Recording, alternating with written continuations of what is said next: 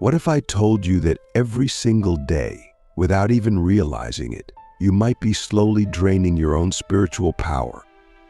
Not because of some external curse, not because of your past life karma, but because of 7 invisible habits that have embedded themselves so deeply into your routine that you mistake them as normal. These habits are not loud. They don't scream. They whisper. They hide in your just one more scroll, in your I'll deal with it later, or in your this is just how life is.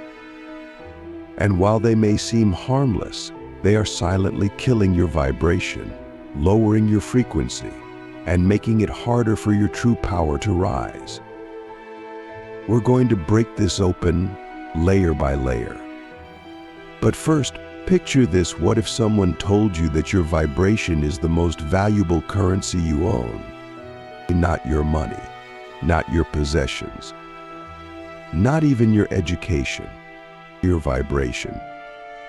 Because your vibration determines what you attract, what you repel, and what timelines you are even allowed to access. The higher your vibration, the more aligned your reality becomes. People feel it before you speak. Situations bend around it. Miracles move through it. But if you don't protect it, nurture it, and understand what's draining it, you lose access to the version of you that can shape worlds. The first bad habit that's killing your vibration is unconscious consumption. And I'm not just talking about food. I'm talking about everything you consume: what you watch, what you listen to, what you scroll, what you read, who you follow. Every piece of content you absorb is a frequency. And if you're filling your mind with chaos, fear, outrage, gossip, and distraction, guess what your energy field starts to mirror? You don't rise above your environment, you match it. Most people wake up and immediately check their phones, flooding their nervous systems with information they didn't choose. And then they wonder why they feel anxious, drained, or scattered by noon. You have to realize this truth: your attention is your altar. What you give it to becomes your God. So the question is, what are you worshiping? Click subscribe to this channel to get more profound insights. Ask yourself this: what would happen if you fasted not just from food, but from low-frequency input? What would happen if, for 1 week, you only consumed what elevated you? What if your screen time wasn't filled with drama and distraction, but with truth and transformation? You'd begin to feel your baseline shift. Not because the world changed, but because you changed the lens. You are not a passive receiver. You are a conscious conductor. And every bite you consume becomes a brick in the house of your vibration. The second habit silently destroying your vibration is emotional suppression. We've been programmed to fear our feelings, to avoid discomfort, to label certain emotions as bad, negative, or unspiritual. But vibration is not about being happy all the time, it's about being honest. When you suppress an emotion, you don't eliminate it. You bury it alive, and it festers. It leaks. It colors your energy field in ways you can't even see. Suppressed anger becomes passive aggression. Suppressed grief becomes numbness. Suppressed fear becomes control. The most powerful spiritual beings aren't the ones who are always calm. They're the ones who have learned to feel fully, or to sit with rage without becoming it, to hold sadness without drowning in it, to let the emotion move, speak, teach, and then release. That's emotional mastery. Emotional suppression is spiritual bypassing in disguise, and it clogs your channel. If your body is your instrument, unprocessed emotion is static. It keeps your vibration from ringing clearly. And the only way to clear it is to feel it all the way through, not once, but whenever it arises. So ask yourself, what feeling have I been avoiding? What story have I been using to justify not going there? And what would happen if I faced it not to fix it, but to free it? That one act alone could raise your vibration more than any mantra, any crystal, or any meditation app ever could. The third habit is over-identification with thought. Most people believe they are their thoughts. But thoughts are just echoes, fragments of old programming, ancestral trauma, collective noise. And when you don't question them, they become your reality. You think, I'm not good enough, and you feel it. You believe it, you act from it, and your vibration collapses. But the truth is, you are not the voice in your head. You are the one hearing it. And when you stop blindly accepting every thought as truth, you begin to reclaim your energy. Thoughts have frequency. Low-quality thoughts emit low-quality energy. If your inner dialogue is filled with self-doubt, comparison, fear, and judgment, your vibration reflects that even if your external life looks fine.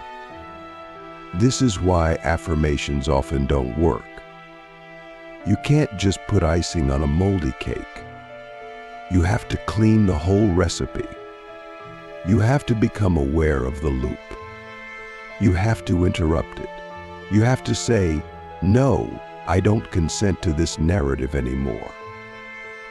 One of the most powerful practices you can do is sit in silence and watch your thoughts. Not to judge them, just to see them clearly. The more you observe, the less grip they have. And soon you start replacing them not with fake positivity, but with conscious intention. You start choosing thoughts that match your desired state. You start becoming the author, not the audience. And your vibration starts to stabilize into something magnetic. The fourth habit is neglecting the body. This one is often overlooked in spiritual circles. People focus on the mind, the spirit, the energy field, but forget the temple. Your body is not separate from your vibration. It is your vibration in form.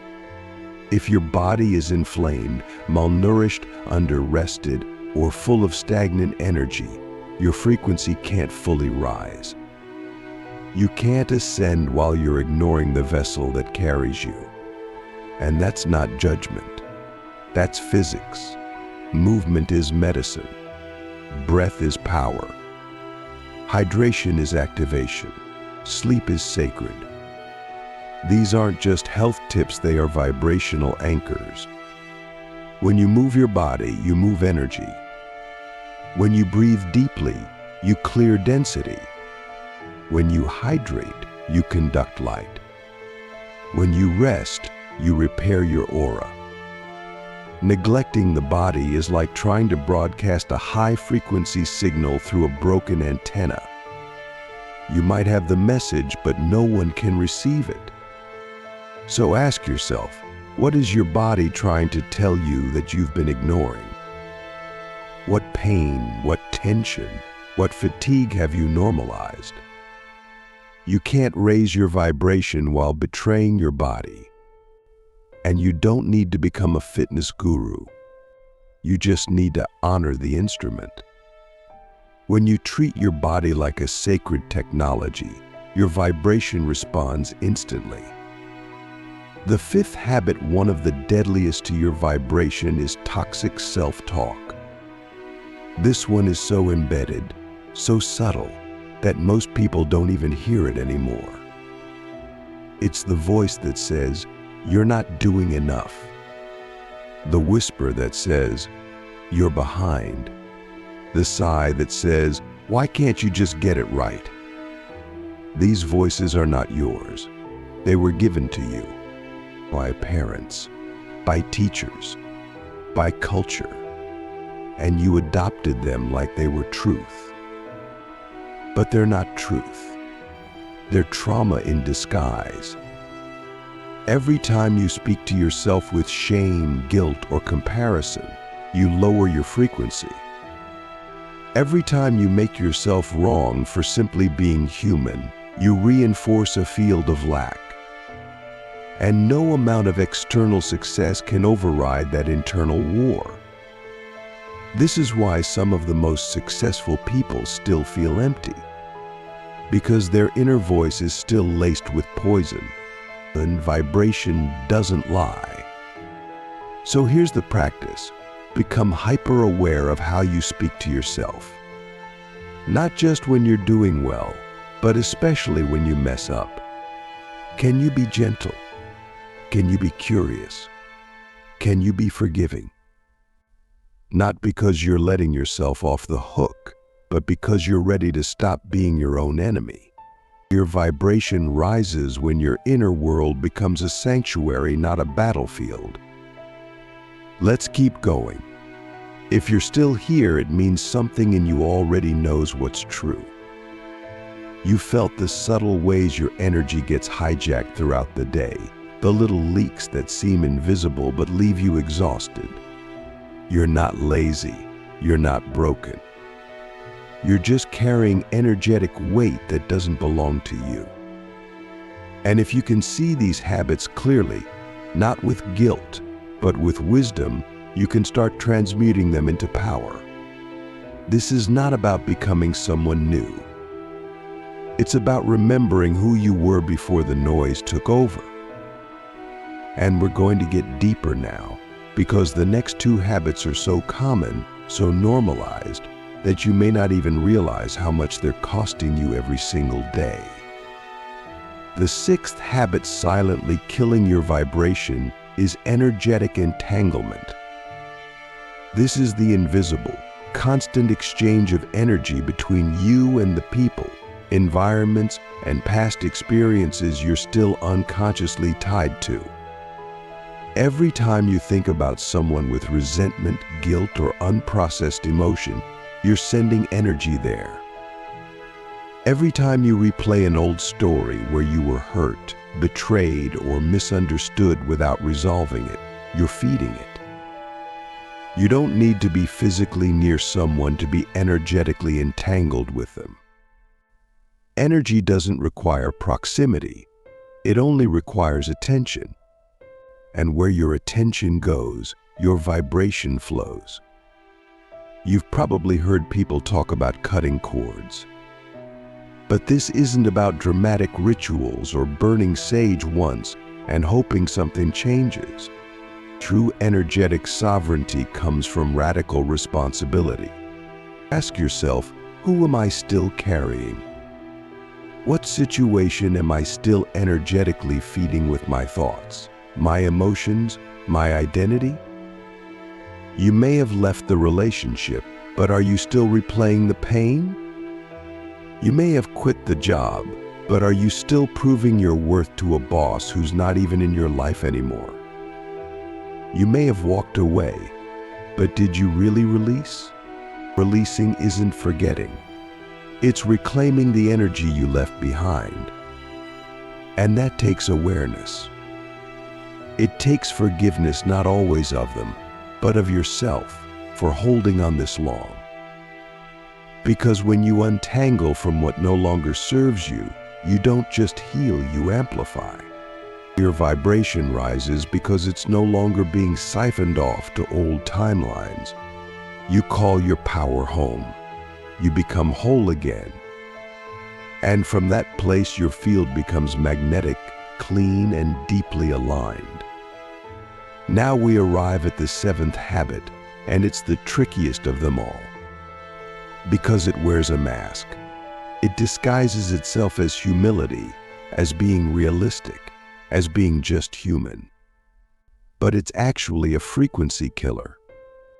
The seventh habit is normalizing limitation. This is when you unconsciously accept a life that is smaller than what your soul knows is possible. It shows up in the way you say, "That's just the way things are," or "People like me don't get to have that," or maybe in the next life. It shows up in how you shrink your dreams to fit your circumstances instead of expanding your energy to match your visions. You weren't born with limits. You were taught them, taught to be practical, taught to not dream too big, taught to fear wanting more.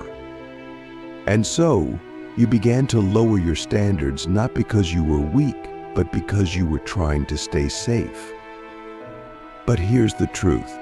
Every time you normalize limitation, you train your vibration to expect less.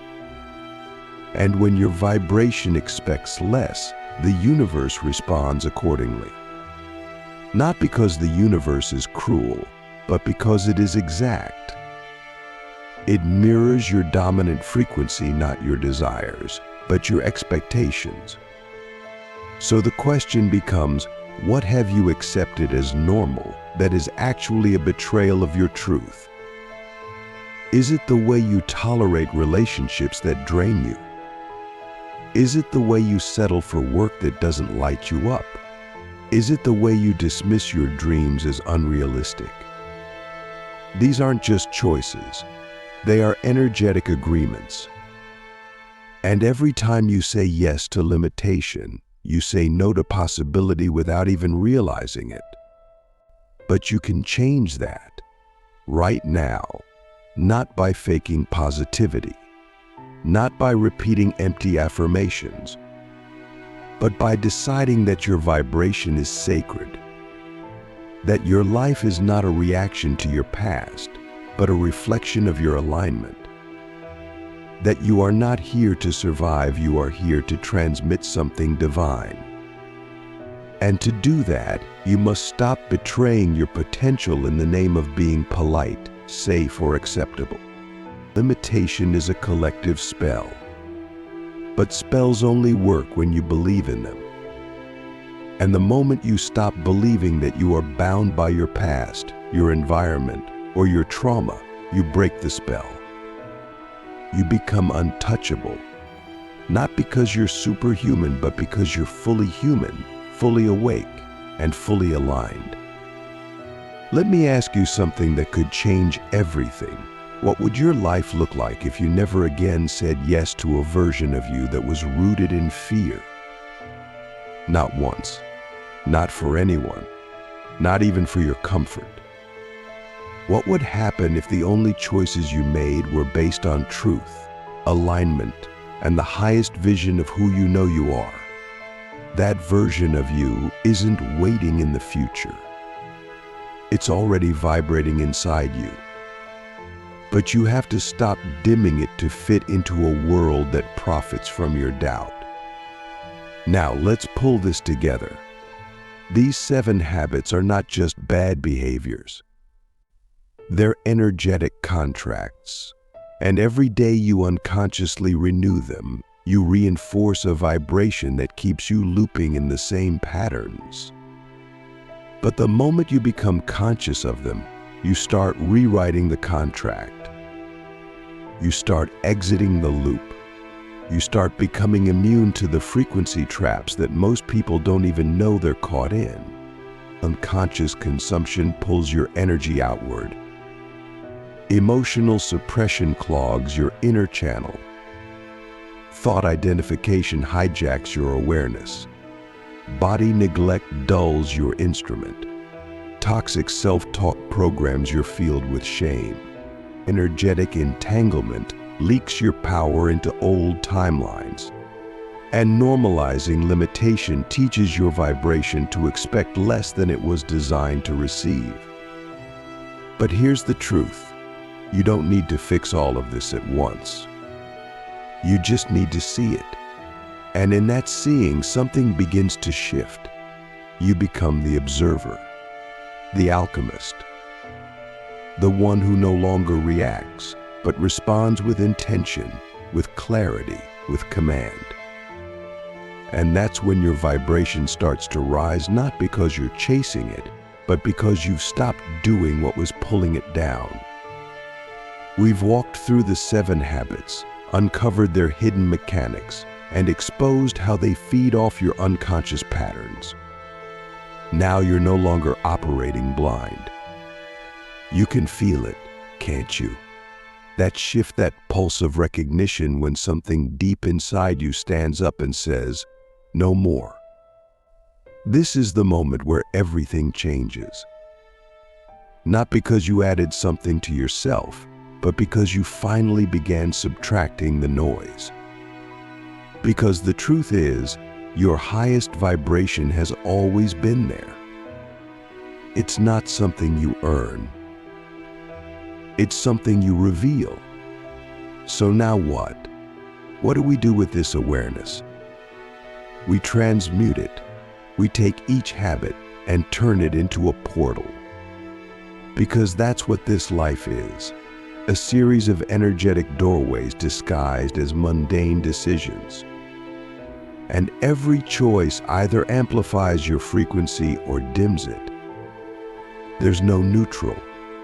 Every scroll, every meal, every word, every thought, it's all alchemy. And you, whether you knew it or not, have always been the alchemist. The question is, were you creating by default or with divine design? Let's go back through these habits not just to recognize them, but to rewire them. When you stop unconsciously consuming low-frequency media, you begin consciously curating your energetic environment. You become the gatekeeper of your mind. You realize your nervous system is not designed to hold the world's chaos at 7 a.m. You start your day with intention, maybe in silence, maybe with breath, maybe with beauty. You check in with yourself before checking in with the internet. You choose what enters your field because your field is sacred. And over time, you begin to feel the difference. You don't just wake up, you arrive.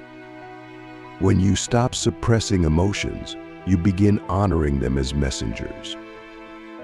You let that grief move through your chest like a sacred river. You let anger rise not to destroy, but to inform. You learn to say, "I am safe to feel," and in that space, the feeling transforms. You stop fearing your emotional states because you know they don't define you, they clean you. You stop apologizing for crying. You stop holding your breath during discomfort.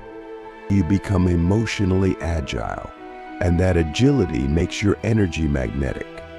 People will feel it. You'll feel it. When you stop identifying with every thought, you become the watcher, the seer, the aware one. You stop needing to fix your mind.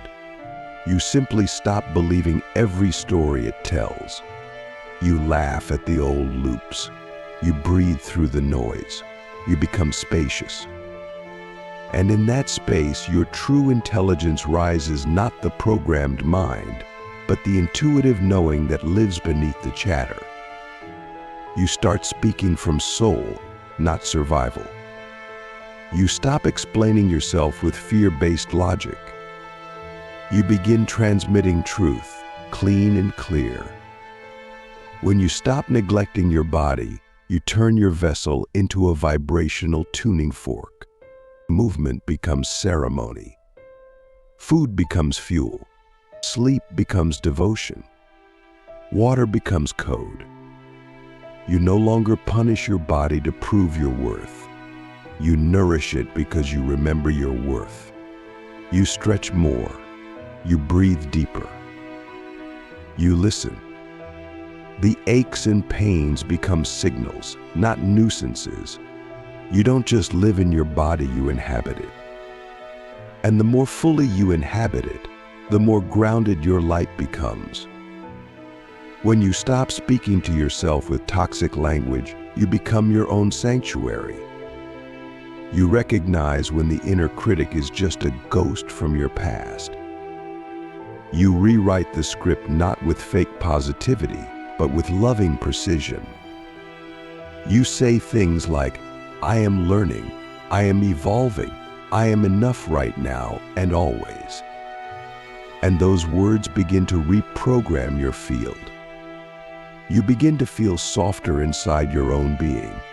Less war, more witnessing, less shame, more sovereignty. You become safe with yourself, and in that safety, your vibration stabilizes.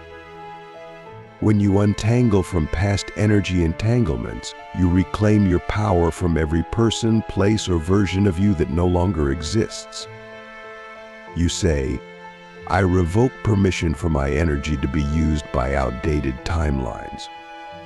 You cut cords, not with hate, but with completion. You forgive not to excuse, but to release. You stop trying to prove your worth to people who couldn't see it. You stop revisiting pain like it's a sacred shrine, or you rise, and you rise clean, and your field becomes yours again whole, unified, sovereign. When you stop normalizing limitations, you start dreaming not from ego, but from essence. You stop saying, that's not realistic, and you start asking, what would be possible if I stopped negotiating with fear? You stop shrinking your light to fit into rooms that don't deserve you. You stop waiting for permission to evolve. You start saying yes to dreams that scare you. You start acting like a divine being in a human body, not perfectly, but powerfully. You expand, you stretch, and the universe meets you there. This is how we reclaim our vibration, not by doing more, but by doing less of what kills our light. This is not about perfection. You will slip. You will forget. You will scroll. You will suppress. And that's okay. You're not here to ascend out of reality. You're here to embody your frequency inside of it. The work is not to become a monk on a mountaintop unless your soul calls for that. The real work is to walk into the world with your vibration intact, to sit in traffic with your peace, to scroll the internet and stay unshaken, and to be around chaos and still choose coherence. So here is your invitation. Start small, but start today. Choose one habit, just one, and shift it. Don't wait for the perfect time. There is no perfect time. There is only presence, and presence is the portal. The more present you become, the more you begin to feel your own vibration again, not the distorted one, but the original one. The one you came in with. The one that still remembers how to move mountains without lifting a finger. Let me ask you a final question. What if your vibration is not just about healing you, but about activating everyone you touch? What if your alignment is the medicine this timeline is starving for? What if your personal power is the most rebellious thing you can offer a world addicted to numbness? Because it is. You are not just raising your vibration for yourself. You are doing it for the field, for the collective, or for the timelines that depend on your remembering. Every time you choose presence, truth, alignment, you are anchoring a new reality. A higher one, a cleaner one, a more luminous one. And the best part? No one can take that from you. Not the news, not your past, not the old story, not even your fear. Because when your vibration is your priority, everything else becomes optional. And that is how you rise.